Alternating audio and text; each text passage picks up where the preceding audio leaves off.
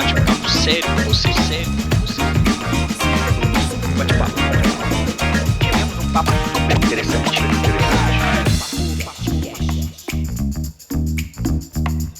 Olá, boa noite a todos. De volta em mais um podcast aqui pela NTV. Hoje nós viemos entrevistar duas arquitetas incríveis da nossa região.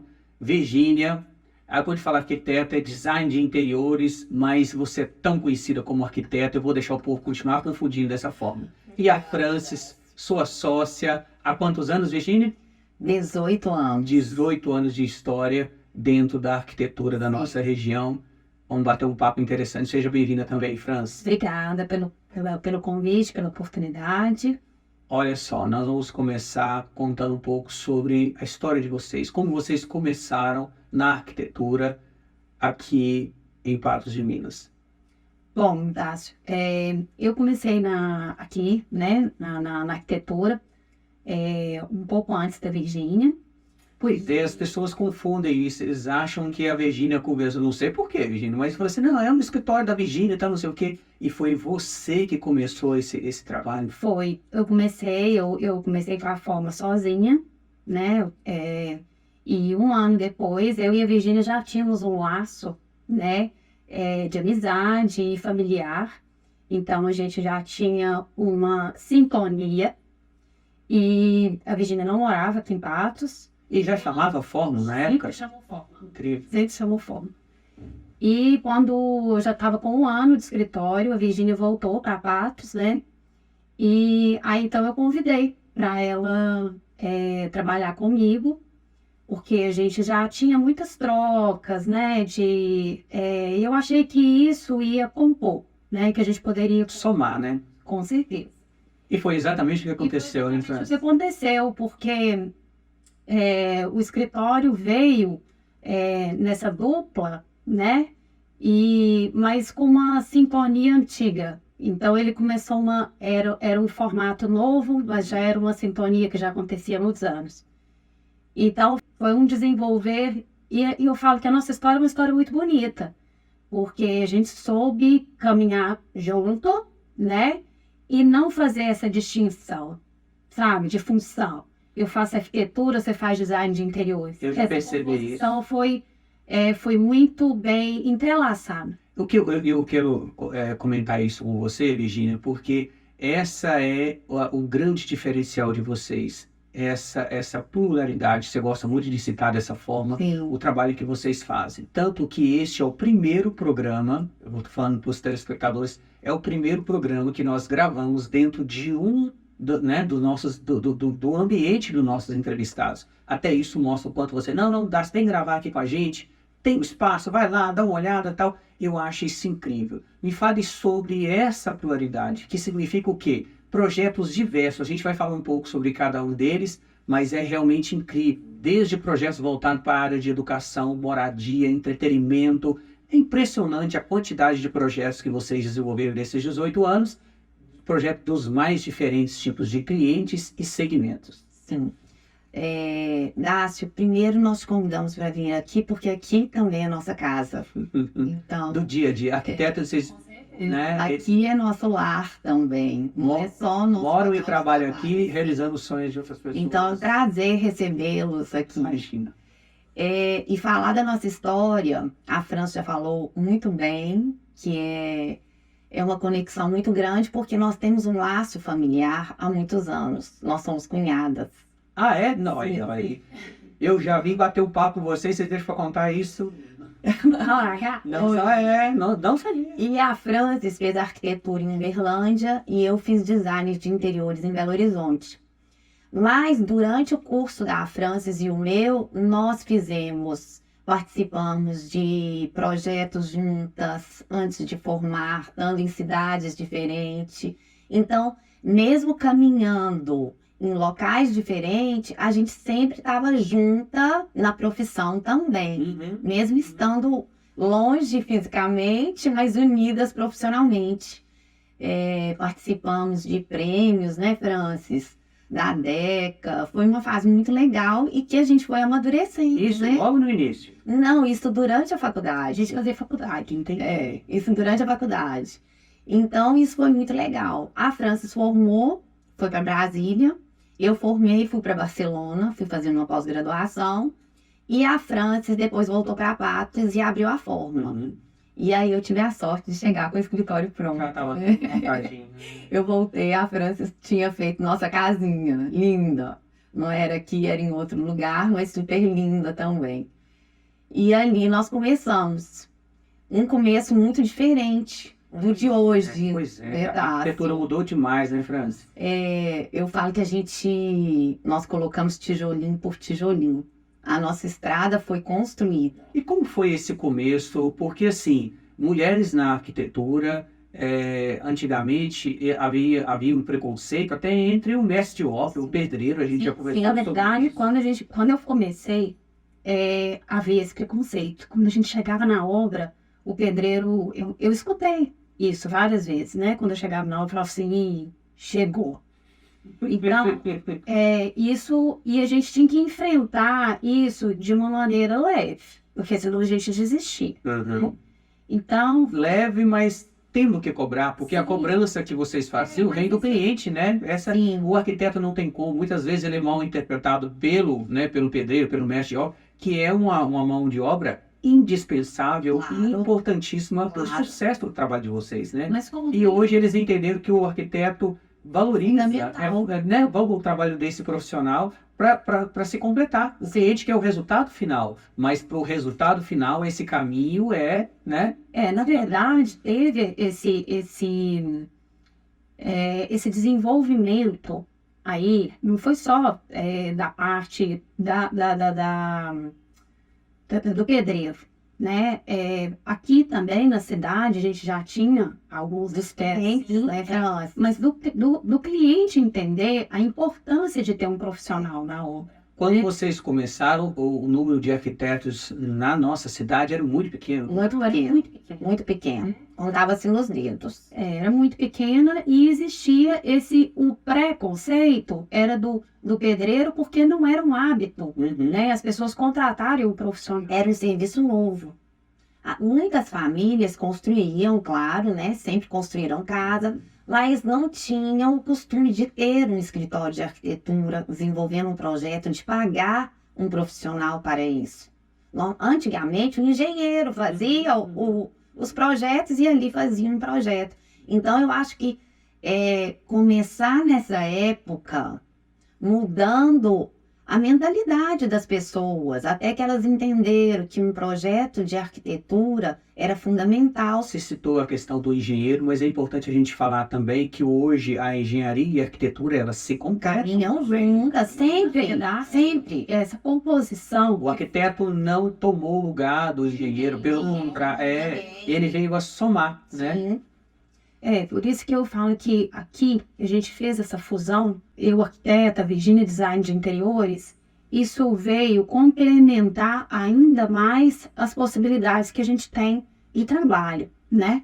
Porque esse processo que a gente passou, que foi só do desenvolvimento da mentalidade das pessoas, né, buscar a valorização do nosso trabalho, mostrar para o cliente que a gente fazia diferença. A gente fazia diferença só porque era fazer mais bonito ou não. Era função, economia, problema, fazer, desfazer, vamos fazer, não deu certo, vamos fazer de novo. Isso tudo também, claro, vem valorizar a nossa profissão, mas o cliente foi vendo a importância disso na obra. Isso eu acho um grande diferencial de vocês. Por quê? Quando vocês pegam um projeto, às vezes você não tem conhecimento sobre aquilo. Vou dar um exemplo de um banco que vocês fizeram aqui na nossa cidade. Quando esse projeto veio para vocês nunca tinham feito um banco. Um banco você tem que olhar toda a questão da mobilidade, da circulação, da segurança. A logística. Né? A logística, todo o ambiente, ele está ali para servir vários perfis diferentes no mesmo ambiente. E aí vem a questão da pesquisa. Faz parte do trabalho de vocês pesquisar, principalmente quando esse projeto é novo. E vocês adoram isso, né? Sim. Novo, não. Aí o que é? Não, é para você fazer uma creche temática com espaço. Eu falei assim, mas a gente nunca fez. É aí que entra a vontade de você. Eu falei, não, vamos pesquisar. Faz parte do processo. Pesquisar para executar. Aí é o que contagia o nosso trabalho, né? É Eu a já gente, percebi isso. é a gente poder estar todo dia, porque a arquitetura é isso, é todo dia é uma evolução, né? Não existe uma obra que hoje ela é de um jeito e amanhã ela está do mesmo jeito, ela está desenvolvendo, né? Isso. E todo dia a gente está em constante evolução, que é essa pesquisa, esse presente também que a gente chega de ter essa diversidade de frentes de trabalho. E você acha, Virginia, que quando o cliente chega para vocês, eles chegam com essa consciência, eu vou lá porque eu quero algo diferente para minha empresa ou diferente para minha casa, acho que ela vai atender. Vocês já acreditam que esse já é uma visão do cliente quando ele chega até vocês? E, às vezes ele não sabe o que quer, só sabe que vocês vão conseguir chegar lá. Sim, acredito que sem dúvida nenhuma.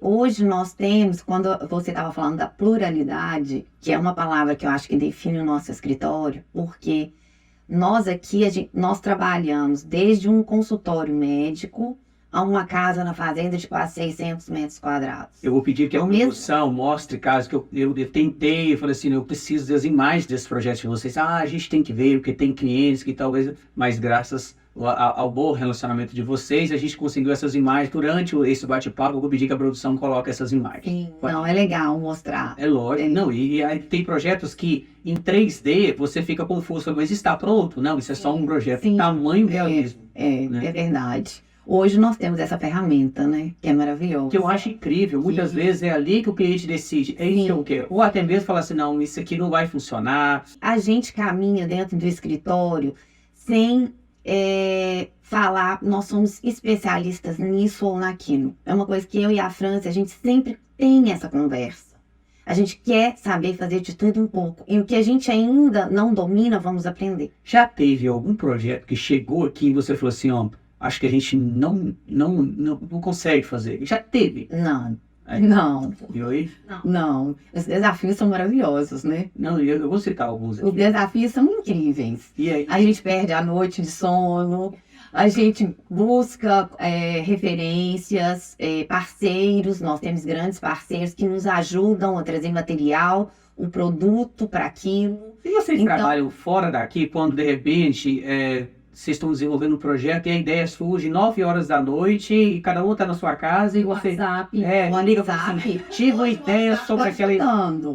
tive uma ideia sobre aquela área externa. Sim. E se a gente fizer Sim. assim, acontece? E muitas vezes a Francis dorme menos, eu durmo mais. Eu durmo mais cedo, a Francis dorme mais tarde. Aí muitas vezes eu acordo 6 horas da manhã, quando eu vejo, abre seu e-mail. É só uma mensagem assim, abre seu e-mail. Eu chego, tenho um projeto, passou a noite. Então- Leva trabalho. Não é levar trabalho para casa, porque o processo criativo, isso, eu ia falar. O processo criativo não tem hora para chegar, né? Eu trabalho o tempo todo. É verdade, é verdade. Eu sou assim também. Então isso é muito legal. Isso é muito legal, porque é o processo criativo.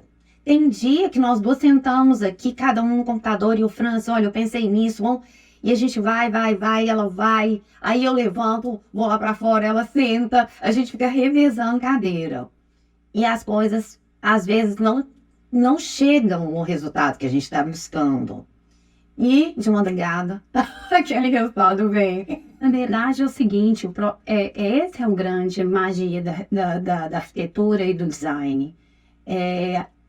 O seu processo criativo ele é ilimitado, né? Ele vem e ele não avisa que ele vai vir. E é isso, porque isso aí, a gente tem uma grande responsabilidade, até eu falo que até uma grande responsabilidade social no nosso trabalho, porque a gente envolve na intimidade das pessoas. Tanto quando a gente trata de uma casa, como a gente trata, às vezes, de uma loja.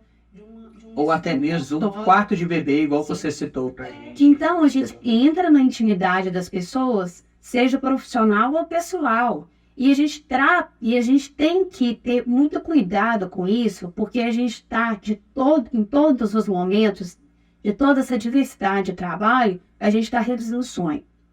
Né? Então, isso é uma responsabilidade muito grande. E outra coisa, a gente trabalha desde o início até o final, a gente está desenvolvendo e proporcionando sentimentos nas pessoas. É verdade. É importante você ter citado isso, porque assim, sonhos são muitas vezes, né, individualizados. Você pode até sonhar o sonho do outro, mas ele é, quando ele chega para você, ele é diferente. E tem uma questão que é importante que as pessoas saibam que hoje o arquiteto ele pode realizar sonhos diferentes, né? Eu estou colocando assim porque tem uma escola que vocês fizeram, embora seja uma escola de médio e grande porte, os donos falam, a gente quer algo que seja extremamente temático, seguro, porque quando se trata de, né, crianças no ambiente, você tem que zelar pela questão da segurança, de locomoção, de coisas que se colocam ali e que no decorrer você tem que pensar no risco que isso vai causar, porque acidentes dentro de escola podem acontecer. E essa escola, vocês usaram anilhas, eu achei isso incrível, vocês usaram anilhas no ambiente, ou seja, isso é barato, mas é criativo, e ela vai reformar aquilo, porque a escola foi feita para os próximos 15, 20 anos e vai continuar bonito, algo que vocês fizeram, assim, né? Não vou falar que nada é para sempre, mas ela criou, ela trouxe para vocês, às vezes, um sonho. A ideia partiu daqui. E esse sonho, seja de um quarto de bebê ou uma escola que são para várias crianças, filhos de outras pessoas, vão ser beneficiados pela ideia de vocês. Eu achei isso super bacana. Dácio, o nosso cliente, ele é a alma do nosso negócio, sem dúvida. E a gente respeita muito o nosso cliente. A gente respeita muito o sonho, a vontade. A gente quer saber como essa família funciona, quais são as necessidades, qual que é o horário que essa família costuma dormir, qual que ela acorda. A gente entra muito na intimidade para a gente poder também traduzir tudo isso num projeto que seja personalizado e específico para uma família ou para uma empresa. Você está falando de uma escola, teve um banco que você também citou. Então, existe uma pesquisa, mas existe também um briefing muito bem feito, muito detalhado. E, mais que isso, existe o respeito.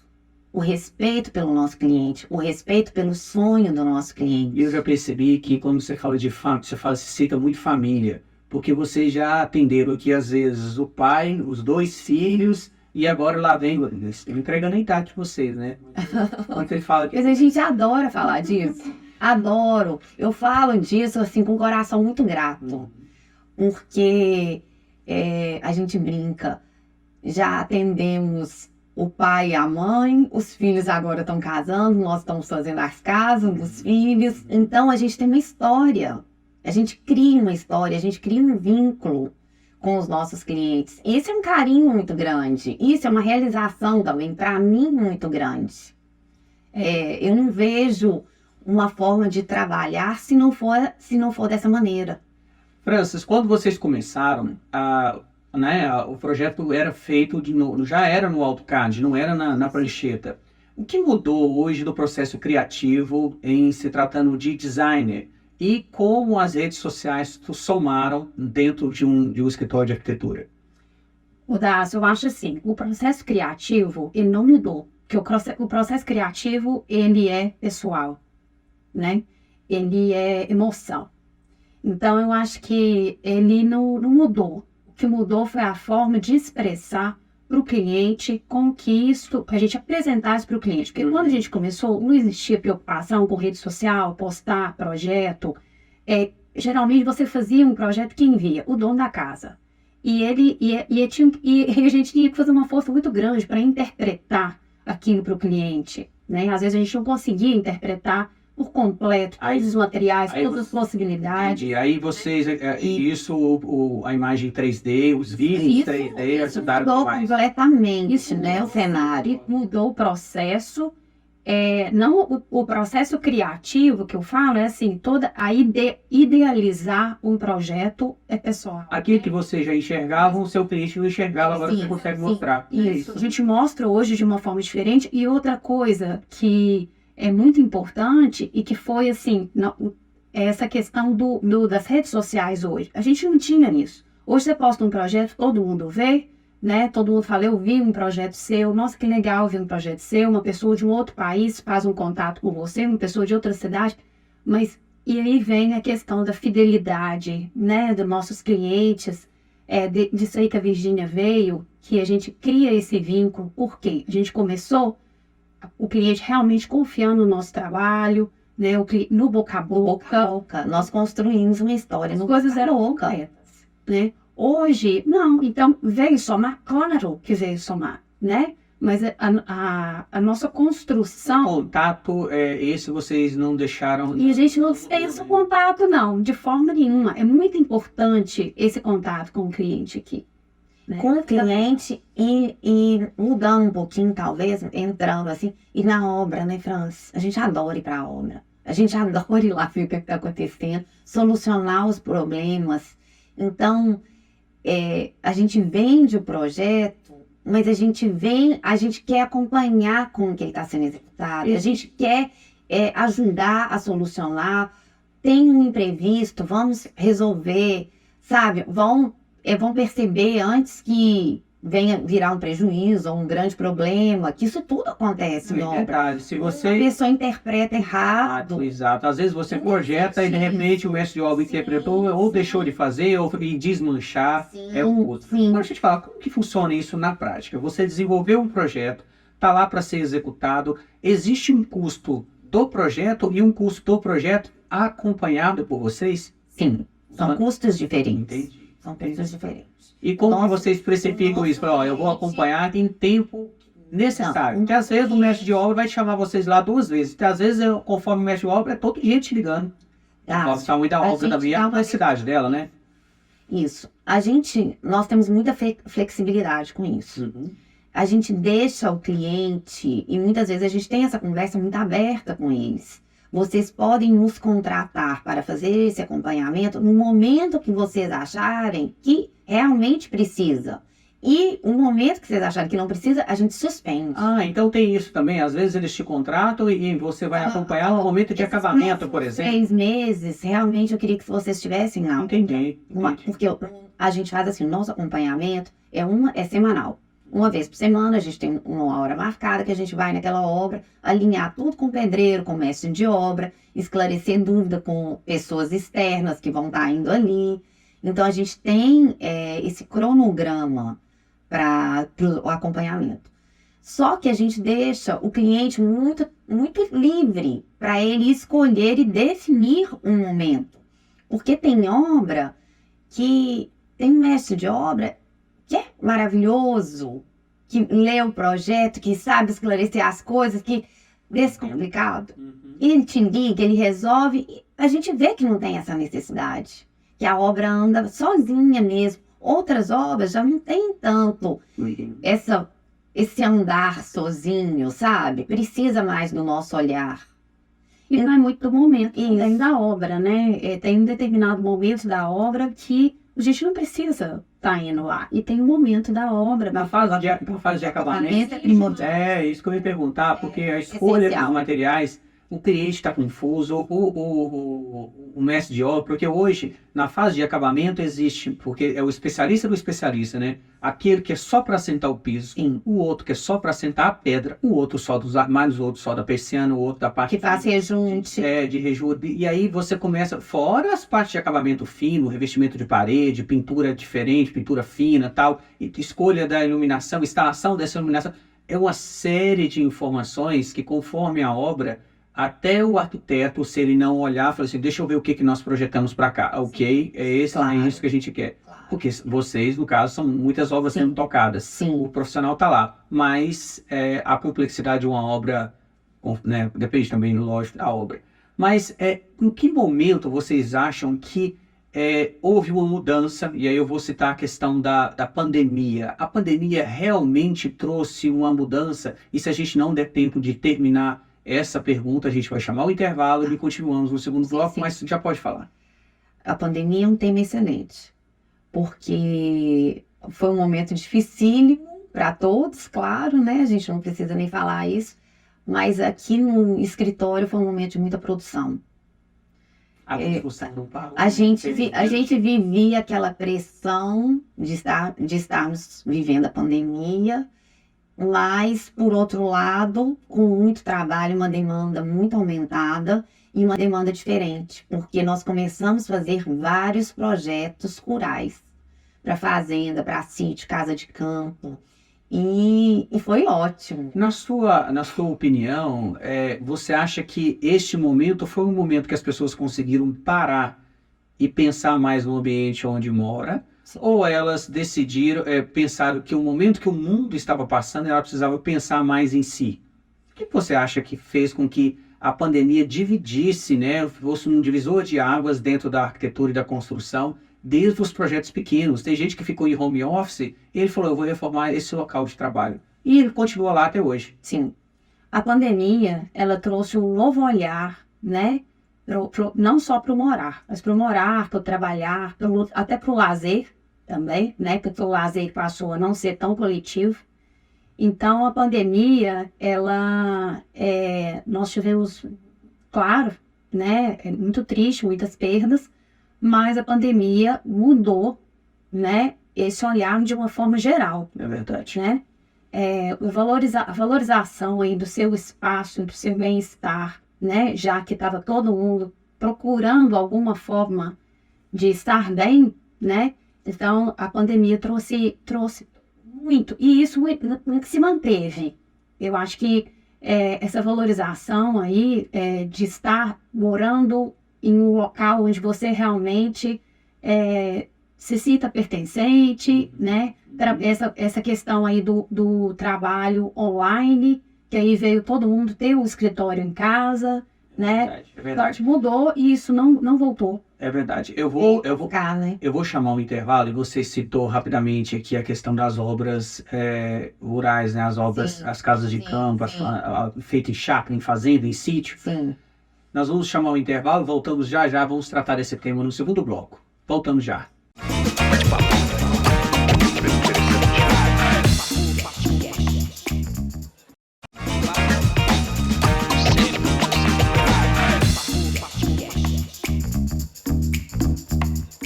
Voltamos no segundo bloco do Papo Podcast aqui pela NTV. Hoje entrevistando essas brilhantes arquitetas aqui da nossa cidade.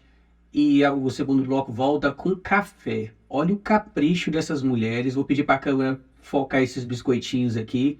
Esse aqui foi feito pela Bruna Bom Tempo, lá dos biscoitos maravilhosos da Bruna. Ela fez um capricho até com a nossa logomarca. E o restante aqui é projeto arquitetônico aqui. Tem Mas dedo de a Bruna trabalha do jeito que a gente gosta, né? Criativa também. Personalizado, Personalizado e criativo. criativo É isso aí. e com capricho. É isso aí. Isso já enche os olhos. Não, mas o ambiente todo aqui tá bonito. E o cheiro tá uma delícia também. Eu tô comentando aqui com o Vinícius, vamos passar a fazer mais programas externos. A gente está sendo muito bem tratado, né? Que bom, a gente Olha, fica feliz. Olha só. Aqui tô sempre bem. Imagina, eu tô adorando. Olha só, eu quero voltar esse segundo bloco falando da questão que a gente estava comentando da pandemia, que foi, né, um divisor de águas aí, somou muito para a arquitetura e construção, e o mundo, né, como um todo, teve esse olhar diferente para o ambiente onde se vive, onde se trabalha e tal.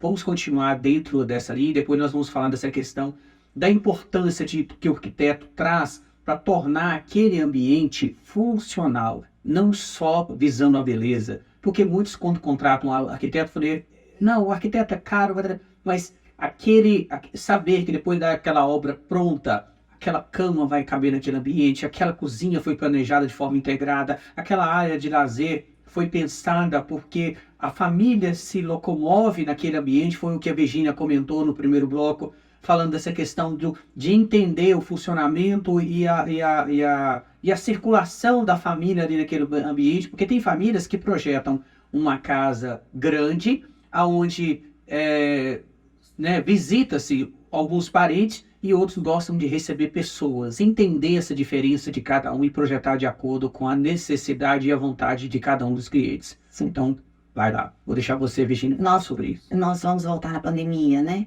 Pode falar. Então, a França começou falando da pandemia, realmente é um divisor de águas para o nosso trabalho, que nós vimos que nossos clientes mudaram o olhar para casa. E não só para casa, para os escritórios, foi fora do lar também. Nós vimos empresas nos contratando porque estavam em home office e quando esse pessoal fosse voltar, eles queriam ter Outro ambiente. outro ambiente. Então a gente viveu tanto o residencial quanto o comercial. E o que a França falou, esse olhar que mudou, a gente acha que ele vai continuar e não tem mais volta. Ficou mais humanizado. Isso, ficou mais um ano. A casa tem cara do dono, isso é fantástico.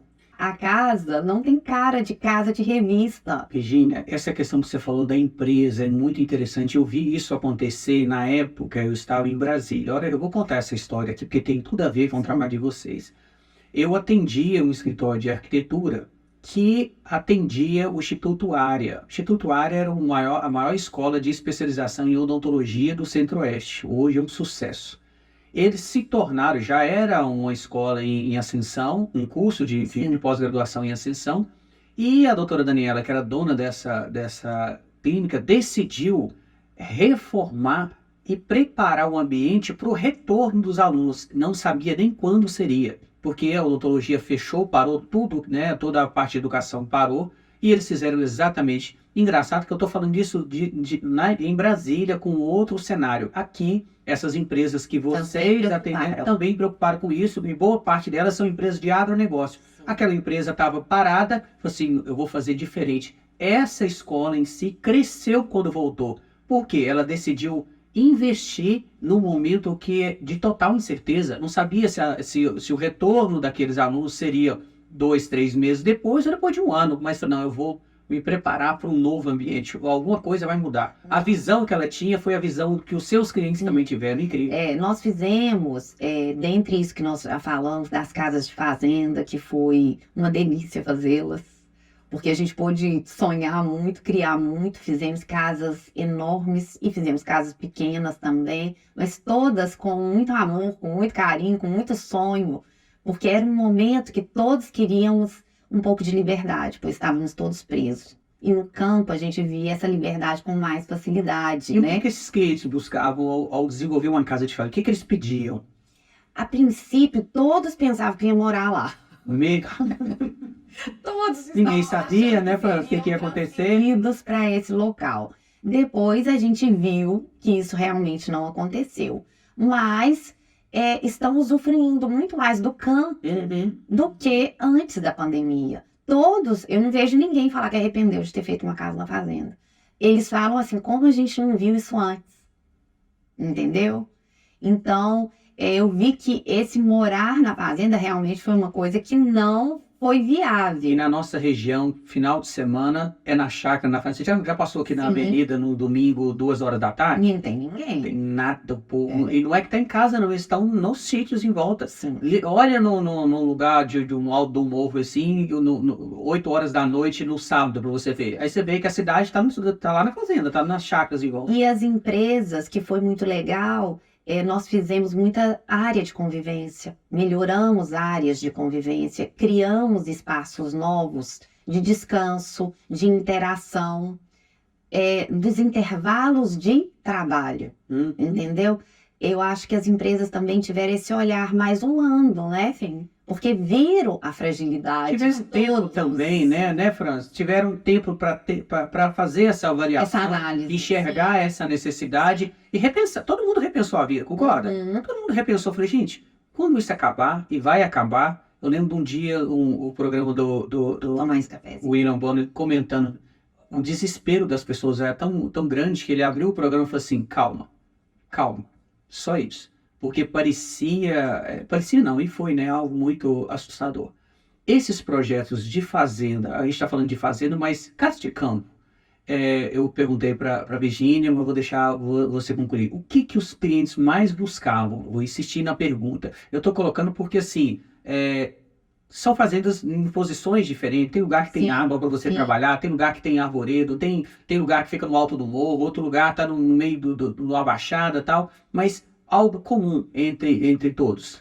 Eu acho que todas as pessoas que têm esse privilégio, né, de ter um espaço desse, teve essa oportunidade de pensar que ali era a chance dele receber a família. Porque aqui na cidade, isso era quase que estava limitado mesmo, né? E eu acho que as pessoas queriam voltar, sentir aquela troca, né? Que a gente tinha na casa normalmente, de repente todo mundo não tinha mais. Então eu acho que essa busca, né? E isso que a Virgínia falou, as pessoas achavam que iam morar lá. Porque todo mundo acha que casa de fazenda é casa de fazenda, é aquela fazenda que você comprou e tem aquela casa de família, histórica e tal, né? E não. A gente aqui experimentou nessas casas de campo, vamos dizer assim, totalmente, vamos dizer assim, fora desse conceito. Né? Projetos arrojados, outra coisa. Porque tem história, né? Essas casas de fazenda têm história. Tem aquele intuito de vir impactar também o entorno, né? Então elas vinham em sintonia com a natureza. Né? Na maioria, todo mundo queria perto da água, né? Vendo o verde entrando para dentro de casa, que hoje na cidade também não é em todo lugar que você pode ter, né? Então, assim, muito aberta para o verde, totalmente integrada com a natureza, que hoje na cidade, claro, tem os condomínios fechados que proporcionam um pouco mais de segurança, mas tem a limitação do seu espaço, né? Os lotes têm a limitação dos espaços, então eu acho que veio essa busca da liberdade, sabe? De você fazer uma casa totalmente pairada lá no meio da natureza. E como funcionou e funciona o desafio de se construir o campo? Porque durante a obra tem toda a equipe que, normalmente na prática, como que isso funciona? Lógico que depende da distância dessa obra da cidade. É uma logística totalmente diferente da cidade, né? Totalmente diferente. Normalmente, nas nossas experiências, nossos clientes contrataram equipes, né, que se deslocaram. Teve 2 fazendas que eram muito próximas da cidade, então esse deslocamento acontecia diariamente, normal. E as outras fazendas, equipes ficavam. Nós fizemos uma fazenda no norte de Minas, onde eu acho que a equipe ficou mais ou menos ficava 2 meses, voltava, passava um fim de semana em casa, 2 meses, retornava. E claro, para fazer uma obra no campo, principalmente longe da cidade, a gente tem muita limitação. A questão do deslocamento da mão de obra talvez seja o maior. Até mesmo o material chegar, aí você faz uma bancada, a bancada vai passar na estrada de terra, a estrada de terra está danificada, aquilo pode quebrar, entendeu? Para o material chegar é tudo mais difícil, mas tudo aconteceu. Não, mas para vocês que gostam de desafio, tá aí. Tudo aconteceu. É uma realização muito grande, a gente vê o projeto pronto, diante de todas essas dificuldades que nós estamos falando, né? De distância, de mão de obra mais escassa. E as coisas aconteceram. Virgínia, hoje a escolha dos materiais, como vocês conseguem diagnosticar e levar o cliente a algo que vai atender a expectativa dele? Porque muitas vezes ele fica, não, mas eu gostaria de colocar essa pedra, mas né, o custo às vezes é interessante e entra essa questão do interesse da mulher que muitas vezes pode querer e ele fala, não dá, ou vice-versa. Hoje o trabalho entre o cliente, vocês e os fornecedores. Então, nós temos parceiros muito bons, que a gente gosta de ressaltar isso, porque são empresas que a gente trabalha há muitos anos e que a gente não tem nenhum problema, muito pelo contrário. E esses clientes que você denominou aí, que tem um cliente que quer gastar X, o outro 2X, outro mais, isso para a gente, nós sempre começamos pela qualidade.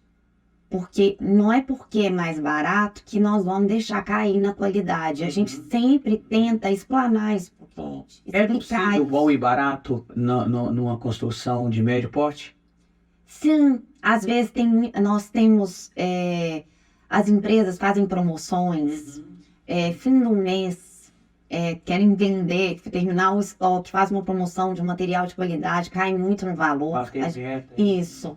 Então, você tem que estar atento a essas coisas. E vocês passam essa informação, por exemplo, sai uma promoção, o cliente não está sabendo, chega para vocês, você sabe que o cliente precisa daquele tipo de material, A ó, gente fala. tal lugar está em promoção, corre lá. E às vezes ele só tem tempo de ir no sábado, pronto, ganhou o dinheiro. Isso. E às vezes, às vezes o cliente não está nem na hora de usar aquele material, Boa. né? Mas é a oportunidade, hein? Né? É aí que a gente forma essa parceria. Aí entra a importância do projeto 3D. Você sabe daquela necessidade, você consegue ver a quantia que ele vai precisar, não está no momento, mas fala assim, ó, você vai precisar, vai lá e compra, porque Acho daqui que- 2 meses você não vai encontrar esse preço. Eu acho que Sim. aqui é a importância do projeto que não é só arquitetura. Tá aí a importância de um projeto. O nosso projeto de arquitetura, ele não sai daqui, o cliente não, vamos dizer assim, não compra aqui só uma ideia de arquitetura, só um projeto executivo, né? Ele é um projeto humanizado. Então, ele é um projeto que o cliente sabe exatamente o que cabe dentro da casa dele, dentro de uma realidade, dentro do real, né? Porque não adianta nada. Hoje a gente vê em 3D proporciona isso, né? Que são fachadas magníficas, lindíssimas, e funciona lá dentro. E essa planta é bem resolvida, e essa planta atende a necessidade do que esse espaço foi pensado. Ele atende às necessidades do usuário, ele atende às necessidades de quem vai passar por ali, porque eu não posso me limitar à só residência, né? Então, o 3D veio proporcionar isso, que é o encantamento, né? Mas uma planta bem resolvida, ela é eterna. Pois é interessante você ter tocado nesse assunto, porque eu quero entender, Virgínia, qual a diferença entre o design de interiores e o decorador. Porque o design de interiores, ele pensa em algo que vai além da decoração, como, por exemplo, a questão dos armários, né? Deixa o ambiente funcional. E vejo que vocês duas não separam muito, embora uma seja arquiteta e a outra design de interiores, vocês desenham o projeto juntas. Não há essa separação, né? Eu até perguntei se havia essa separação. Não, nós pensamos juntas, mesmo que Sim. design de interiores seja um conhecimento. Eu, com 18 anos, já misturaram esse conhecimento em prol de um resultado, né, final satisfatório para vocês e para o cliente. O design de interior hoje, ele trata apenas o interior e ele pensa na funcionalidade ou também na parte decorativa? Não, é uma união de tudo, claro. Existe a estética. Todo mundo quer o bonito, todo mundo quer o belo. É muito bom você entrar E numa vocês casa ajudam na escolha da parte de decoração? Porque aqui, a gente está olhando toda, esse ambiente atrás de vocês aqui. toda. Antes da gente começar, eu vou comentar isso com os meus telespectadores, mas elas pensarem em detalhes, em tudo que está aqui, as plantinhas que estão ali atrás, coisas que as câmeras não vão pegar. Isso é o pensar de vocês. Parte do nosso dia a dia, é onde a gente se sente bem. Mas a nossa prioridade, Dácio, a gente quer unir para o cliente. Se a gente estiver falando de um ambiente ou de um material que seja prático no dia a dia, como vai ser a limpeza dele? Como que é a manutenção? Quanto tempo ele vai ficar bonito? A funcionalidade. Qual que é a função? Entendeu? E a qualidade. E claro que isso tudo vem junto com a estética. Então, isso é uma composição, onde a gente trabalha isso muito com os nossos clientes. Eu não tinha comentado com vocês, mas vocês já têm projetos que vocês desenvolvem que tem hoje a automação? Explicar para o público hoje o que é a automação, porque assim, o mundo vem se modernizando e você está falando da questão da funcionalidade. Hoje, casas com um sistema de automação planejado e não tem como se fazer um projeto sem Sim, o arquiteto, sim. porque vai pensar em detalhes, principalmente os carros elétricos que são aí. Isso. Vocês gostam também de deixar isso claro para o cliente, ó, é importante, o seu ambiente cabe esse tipo de trabalho. Esse momento aí é exatamente esse briefing que a gente tem que fazer bem feito, porque a gente tem que começar a entender, né? Desde a história de quem, no caso, se a gente é de uma família ou de uma empresa, o que é aquilo, né? Como que vai ser o uso, quem são as pessoas que vão usar aquilo ali, e aí cabe a gente o estímulo do que a pessoa não pensou, né? A gente estimular a pessoa a pensar no que ele não pensou. O quê? Vai ter aquecimento solar? Vai ter fotovoltaica? Às vezes a pessoa fala assim, mas fotovoltaica e energia solar não é a mesma coisa? Eu preciso usar as duas? E a automação? Vai ter? Então, aí entra, Explica pro nesse público momento, que- a gente estimular o que o cliente não pensou. E na maioria das vezes, ele fala isso, pô, não é a mesma coisa? Nossa, eu tenho que ter as duas coisas? Nossa, eu não pensei nisso. E agora? Por quê? Porque isso aí envolve o nosso processo criativo também. Porque tudo isso aí vai me envolver num telhado, como que eu vou conseguir comportar essas placas aí nesse telhado. Explica para o público o que é exatamente uma automação dentro de uma obra, seja ela residencial ou comercial. Olha, a automação, nós não fazemos automação, né? Sim, mas Então, vocês... profissionais. Isso. Mas o projeto parte de vocês. Ó, acho interessante fazer por isso, por isso. A mesma coisa da energia solar. Precisa partir do arquiteto. Falou, ó, eu acho pelo consumo, pelo tamanho da casa, pela quantidade de ar-condicionado que tem, enfim, vocês precisam. Porque depois o projeto de telhado dele não pensado nisso, ele vai arrepender amargamente, porque não vai conseguir fazer, né, conforme a obra. Então, vocês pensaram, você quer que eu deixe esse telhado? Ah, eu não vou colocar agora, mas você quer que eu deixe o telhado preparado para quando você decidir colocar? Eu vejo isso como importantíssimo, né, o projeto. Então, coloque aí para as pessoas a questão da automação, seja residencial ou comercial, a importância dele e o que é exatamente a automação dentro de uma obra residencial ou comercial. Bom, a automação aí, ela tem um leque grande, porque a pessoa pode fazer uma automação só de iluminação, né, para criar cenas e ir pensando não só na beleza, na questão até da segurança, mas ela pode automatizar som, cortina, irrigação, iluminação, né? Então, vai do que a pessoa quer, ar-condicionado, né? Tem gente que faz uma automação e vou chegar em casa daqui meia hora, já vou ligar meu ar-condicionado, porque na hora que você chegar lá, meu quarto está preparado para eu chegar. Eu Vai chegar no escritório também, já liguei o ar-condicionado, estou vindo no calor, já vou chegar, o escritório já vai estar fresco para receber o cliente. Energia solar, fotovoltaica, não é artigo de luxo mais, Exato. né? Eu acho que é pensar no... A França diz tudo. Não é mais artigo de luxo. Se você pensar... Porque o final de tudo isso é economia, chama-se economia. Aqueles robozinhos que a gente tem, conforme o planejamento da casa, ele vai conseguir trabalhar quase no ambiente todo. Sim. Tá muito difícil você conseguir uma diarista hoje. Então você pensar, falou, ó, olha o tamanho da casa, eu vou planejar. Hoje você vai conseguir trabalhar muito tapética. Sim, Isso. a gente tenta colocar nas nossas casas aquele aspirador, tem uma central de aspiração e a gente deixa, vamos supor, duas saídas se a casa tiver 2 pavimentos, se for um duplex, 2 saídas no térreo e 2 saídas no andar de cima. Você só coloca a mangueira do aspirador e você aspira ali, você já não tem mais aquele... Você tem que ficar carregando ele, E aí só a mangueira. toda a sujeira, ela cai num duto e vai para esse aspirador Não central. precisa. Isso nós já colocamos em várias casas. É fantástico, porque é o que você está falando. Até quando? Não, e detalhe, diarista. que eu vou colocar isso na minha casa depois, se eu não tiver previsto. Não, aí você tem que prever antes. Entende? Na verdade, aí nem todo Já fizeram pensamento futuro.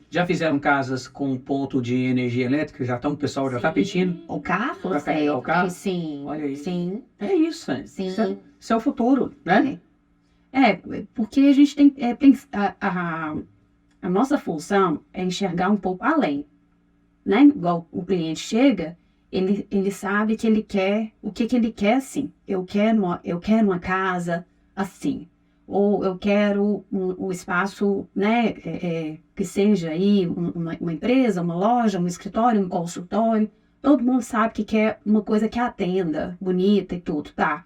Mas e o futuro disso? E o depois? Aí entra todo esse minimalismo que a gente pode entrar dentro de um projeto, né? Esse pensar no uso, na função, a longo prazo, na economia, na disponibilidade de mão de obra, que a gente não sabe, no futuro, que vai ser cada vez menos. Então, eu acho que quanto mais minimalista a gente conseguir ser nesse processo criativo, na evolução de um projeto, mais a gente consegue que ele seja longevo, né? No atender a finalidade, né? dessa obra, no caso, da finalidade que vem atender. Então, a gente tem que pensar um pouquinho, a gente sempre tem que estar um pouquinho além do que o cliente traz. Isso. Mas esse é o nosso papel. Mas hoje você acha que os materiais ajudam mais a você ter uma obra que vai sustentar aquilo que foi planejado por um médio e longo prazo, ou um longo prazo? Porque assim, eu conheço projetos arquitetônicos que têm 30 anos, você chega lá, parece que foi construído, São contemporâneos. não é recente. E tem alguns que 2 anos depois precisa Mas de um isso Como é- pensar isso? O cliente também muitas vezes pensa num projeto que você percebe, fala assim, ok, mas você vai ter um problema sério daqui 2 anos, daqui 3 anos, e ele quer aquilo, que naquele momento é interessante. Do mesmo jeito que já teve, vocês já comentaram aqui, que já teve cliente de fazer o projeto, comprar o terreno, tá tudo pronto, ela chegar aqui e falar assim, não me identifiquei, não vou morar lá.